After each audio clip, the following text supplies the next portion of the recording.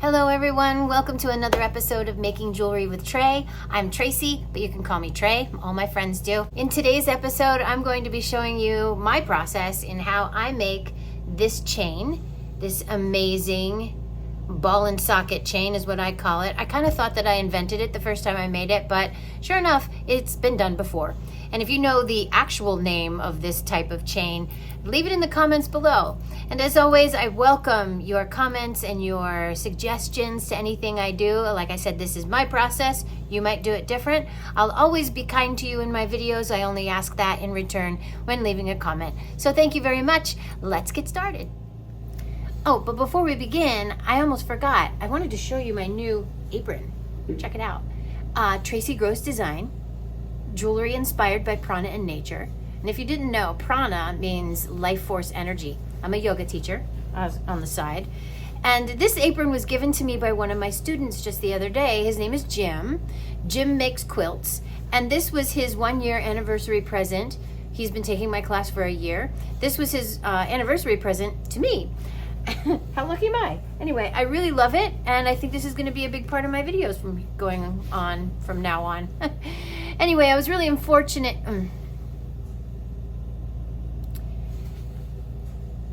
Jim also gave me a quilt a couple of months ago, right before I went into surgery for my knee, and it's a beautiful quilt. And he even embroidered my name and Om Shanti Shanti Shanti, which means peace, peace, peace, on the apron. And I really love it. So shout out to Jim. Thank you.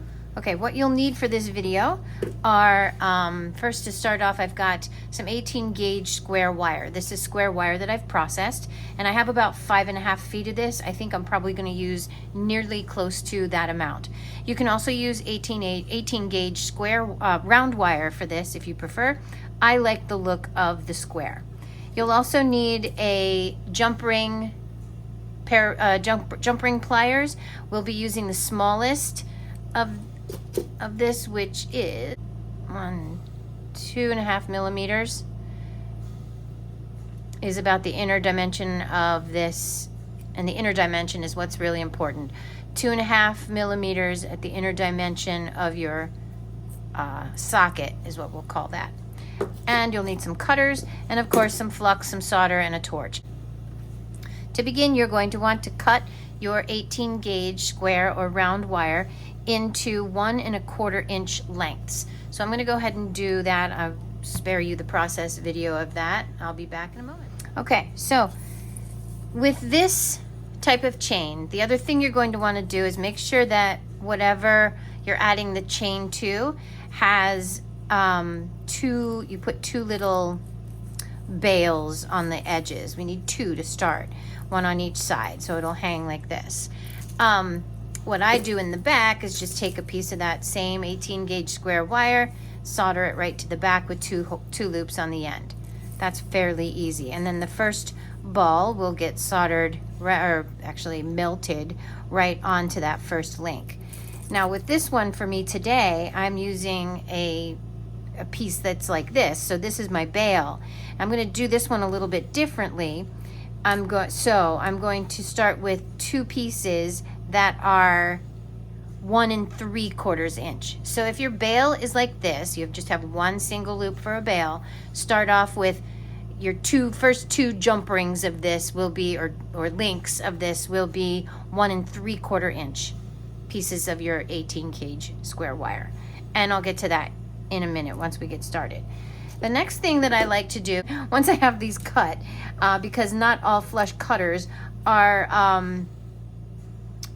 flush, so to speak. They all have a little bit of a wonk on the end, or a little bit of flange on the end of them. Let's see if this one does. You can't really see it, it's so super tiny, but it has that little bit of a flange on the end. We're going to sand those all flat. So again, I'll spare you this. I'll speed up the video. What I like to do is do it right on my desktop, and just about 12 or 13 passes will get that nice and flat. Maybe 20, 16 or 20. and do both ends. Okay, now that I have actually 20, I have 20 now, because I made 2 extra ones that were 1 3/4 inch. And I just want to point out before we go any further that I use 9 of these links, and then on the 9th one I'll add a jump ring and then a regular chain. It is a lot of work to make one of these chains, and sometimes this can be a little too much behind the neck, I think. So I kind of like to just do about halfway up, and this comes to just above the collarbone, and then the chain to finish it off. I also add something where people can, there's a link here and a link there to attach this hook to, so people can go either 18 inches or 20 inches with the length of the necklace that they like. So now that we have all of these ends sanded up nice and flush, the next thing that we're going to do is anneal all of these.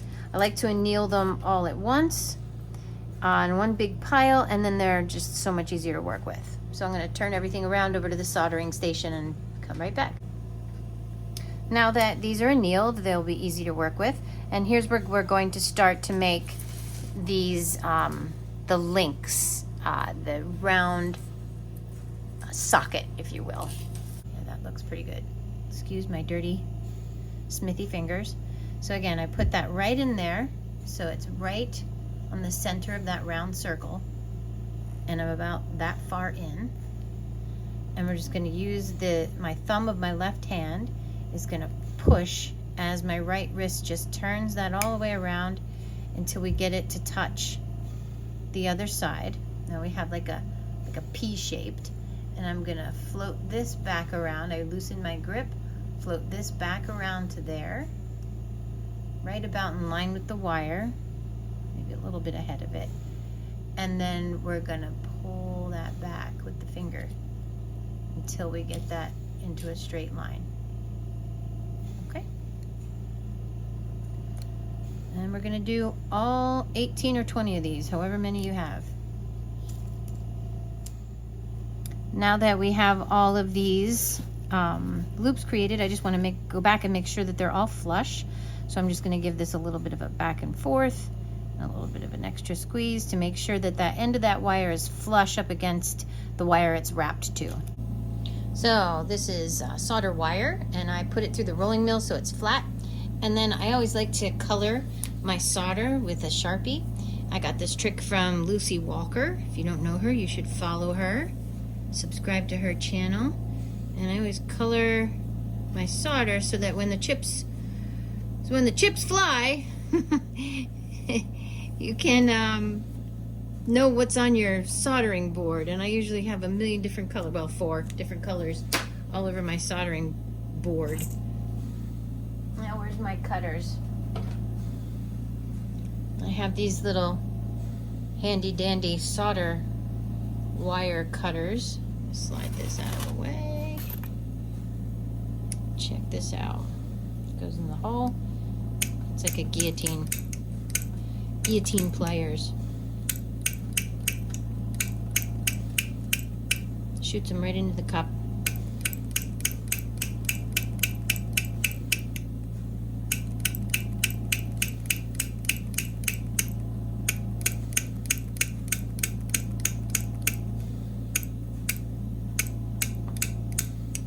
And they call these solder cutters, I believe. If I find it, I'll put the link to where you can buy a pair of these if you don't have them, because they literally save so much time. All right, now we go back to this pick soldering.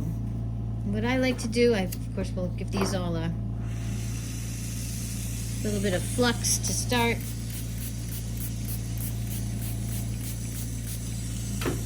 I use Smart Flux from Pepe Tools. Heat this chip up until it balls up, and then catch it with the very tip of my pick, and then come over here. Which one is in the camera good view? This one will do. Heat this up just a little bit, and then bring my solder right to, oops, there it went, fell off, right to our join. And I'm going to heat up the solder pick at this point to get that off. Eventually, it'll come off on there and then flow. You might have to encourage it a little. That might have flowed too much up and around where I didn't want it to go. So let's do that again. Put it there. If I heat down here, there it went.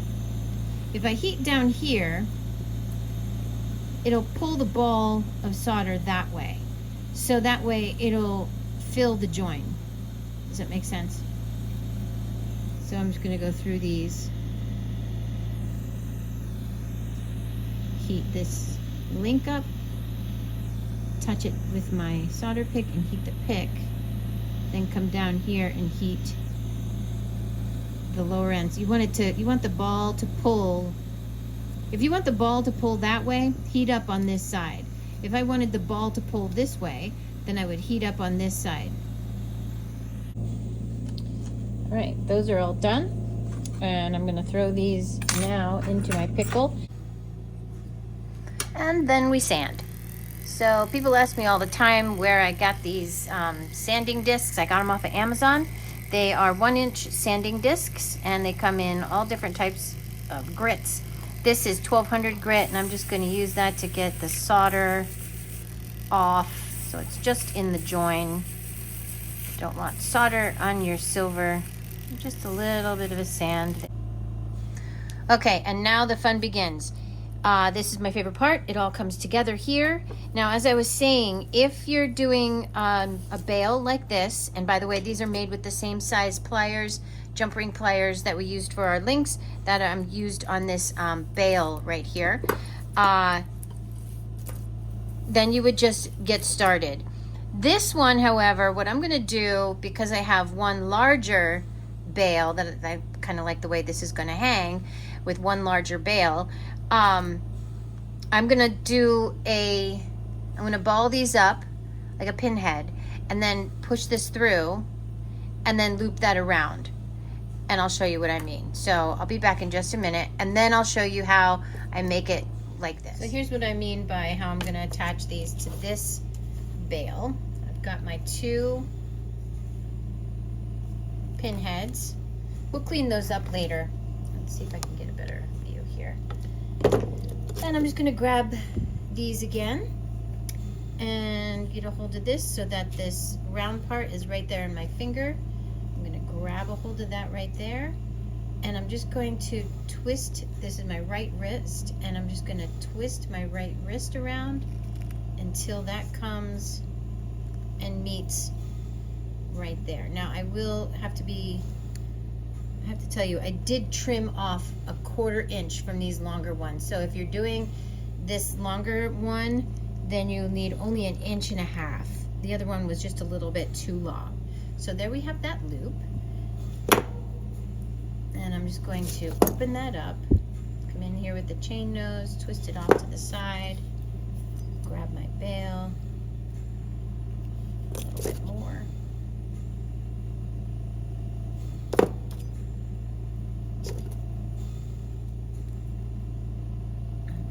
Over. All right, now do this one. I'll show you this again. Hold this link right there, grab hold of the end, very end where the ball is, and then twist my right wrist.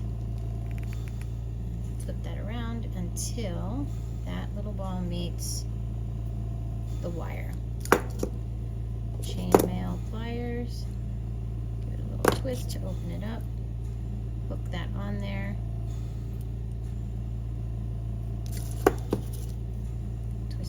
In, and there we have that. Now this is the beginning of our chain.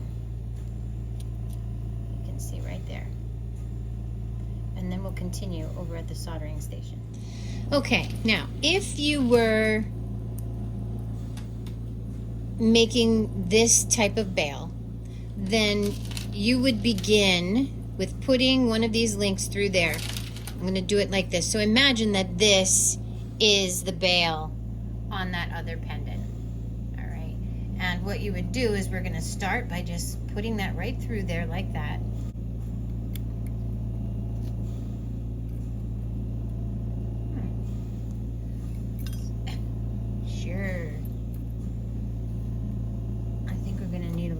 tight. There we go. Now one thing I don't want to do is hit my pickle jar, or not my pickle jar. That is my quench jar. I just moved out of the way. So you're going to want a quench jar nearby for this, definitely. Alright, now, then we're just going to hit this. I don't want to melt that until it balls up.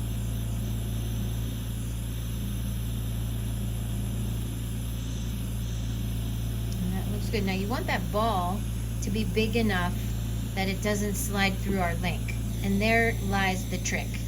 So the size of the wire, the size of the link that you make, and the length of the wire is all very important to how we're gonna get this done. Then I'm gonna quickly quench that just so it's cool and I can get a hold of it.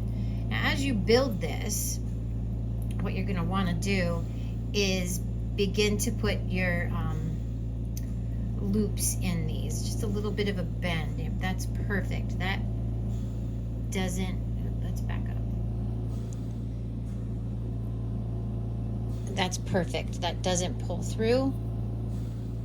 That's just the right size. And then what I like to do is put a little bend in these, a little bit of a bend in the wire. So all I'm going to do is grab hold of the ball, like just below, let me go a little closer, just below that ball. And we're going to give it just a little bit of a twist.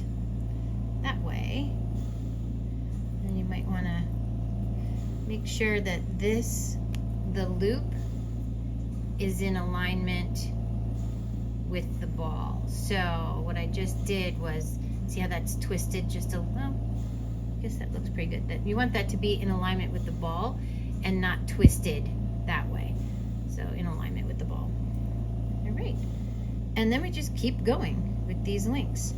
I'm going to put another one through here. Flip it upside down and put it in my third hand.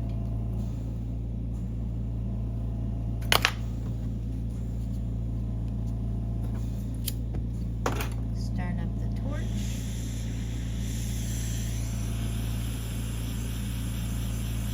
Heat it up till it starts to get orange, and then focus the flame right at the bottom of the wire until it balls up to the size you want it.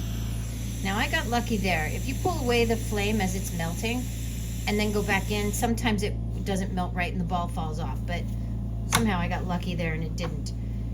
And then quench it, cool it off, come in and give this a little bit of a twist. That's how I do it. I hold the ball right there with my thumb and my index finger. Make sure that this is in alignment with the ball and not twisted to the side. And then we can come in right above that and give that a little bit of a twist. This helps the chain to lie right on the body.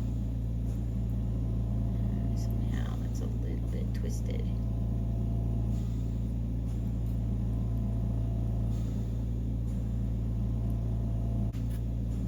I like to do this as I go and make sure all of these are in alignment with one another as I go, because if not, then it's a real pain in the butt once it's assembled.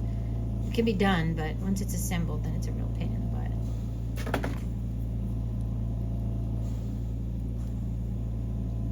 All right, and then we continue. Put this through the link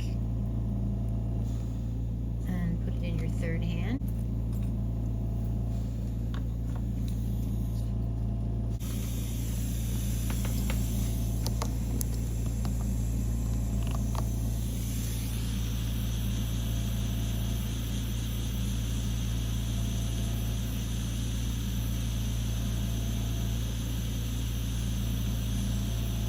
Like I said, if you kind of pull the heat away slowly, that might not be big enough. Let's see if I get lucky again.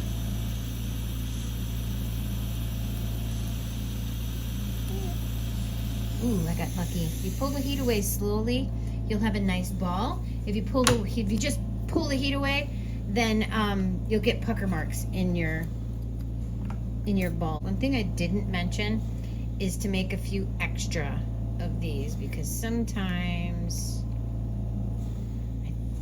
I just don't trust that. That's not big enough. Let's see if we can salvage that.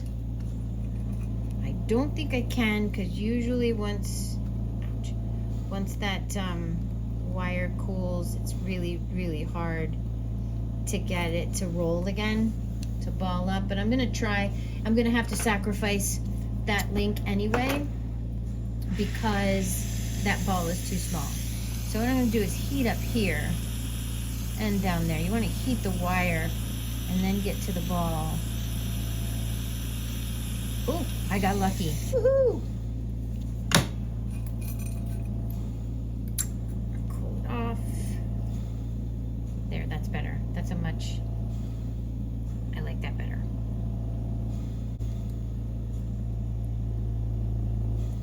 Now we've got a couple links going on there. I'm gonna go ahead and finish this up, and then I'll be back. All right, this is now finished. Well, at least the ball and socket part of this is now finished. Now I'm just going to add some Rollo chain, and I believe this is like a 2 millimeter. It might be 2.5 millimeter sterling silver Rollo chain.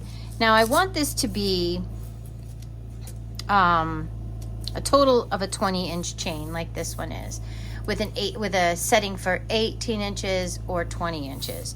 So what I'm going to need here is a couple of jump rings first. I'm going to need 1, 2, 3 medium-sized jump rings. By medium, I mean on this middle link here, and then 2 larger jump rings on this larger one here. This is, you know, you can use whatever size you want. This is what I'm going with. And then I'm going to make a clasp for that. So we have to measure this out, and this is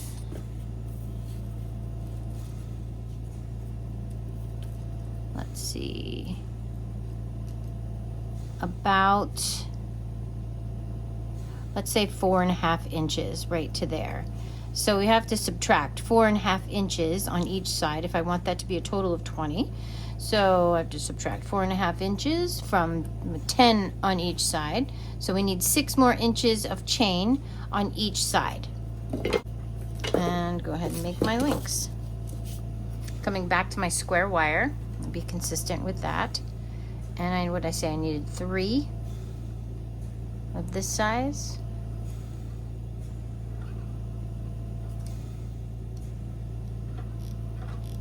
It's 2, 3. Cut those in a minute. And I need 2 of the bigger ones. I'm going to cut that off.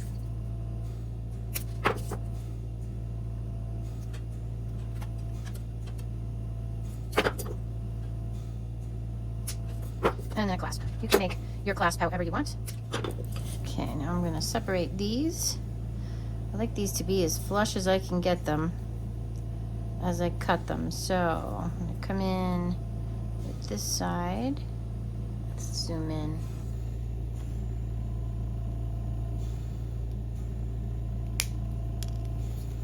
I'm going to cut that flange off.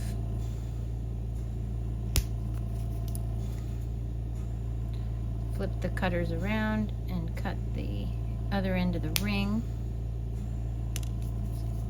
Flip the cutters around and cut that flange off. And then there we go. And we'll do these 2. That one looks pretty flat.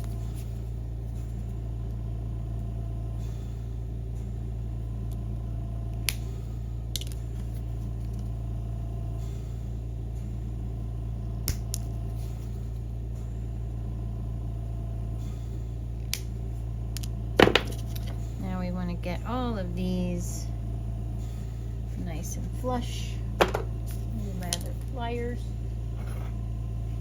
Okay. Actually, I probably don't need to get these all flush yet because I'm going to hook them up Link them up. All right, so the 3 smaller ones, as we assemble this, I'm gonna come in here with that. This is my, on the, I like the right side because most people are right-handed to be the clasp side. So I need to come in with that 6-inch length on the right side.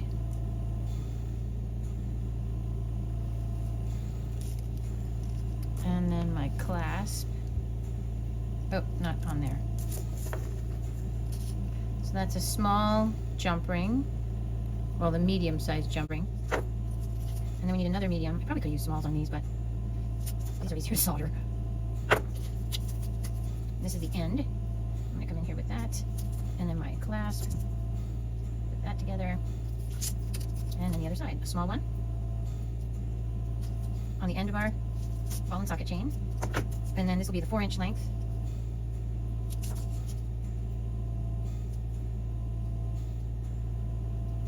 So that we can add the larger link to there. This will be where someone could clasp it at 18-inch. Oops. And then my 2-inch.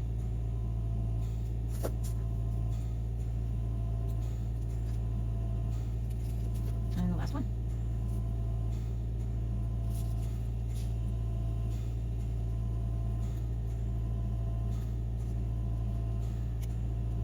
There.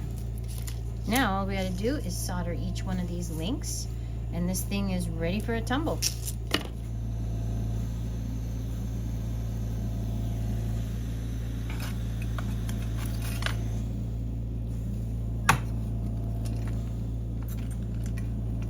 One more link.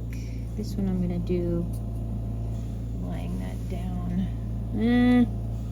I run the risk if I do that of melting the chain. Can I get that in there? I'm soldering now the last link of my chain, like right there. Or my clasp, rather.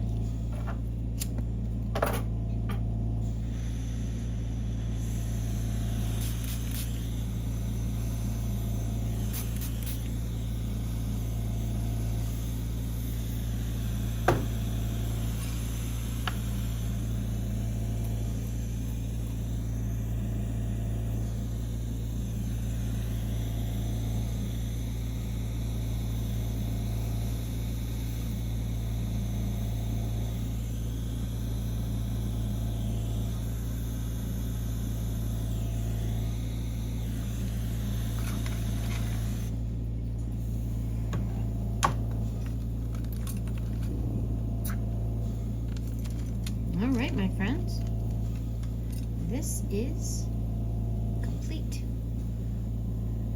All it needs now is to be cleaned up. I think I'm going to throw this in the pickle for a while and see if these come out white or silvery instead of black. I kind of like the black, but I can do that with some patina. All right. And now I make the magic happen.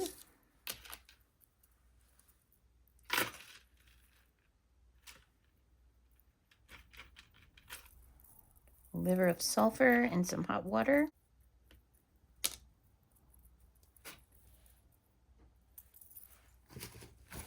After I do the liver of sulfur, I dunk that in some baking soda and water to make the oxidation stop.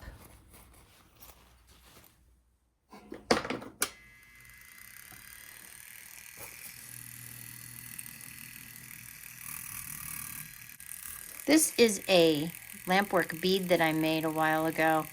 I'm not sure exactly how I feel with it about it, but it is what it is. Paired it up with a little lemon quartz, I think that jewel is, or that gem is. I forget.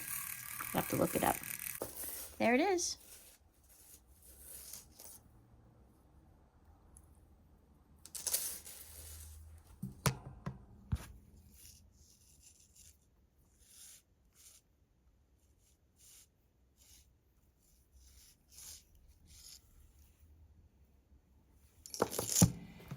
So thanks again for watching. If you found this video at all helpful, please help me out in return and hit the subscribe button, hit the like button. It helps me out a lot.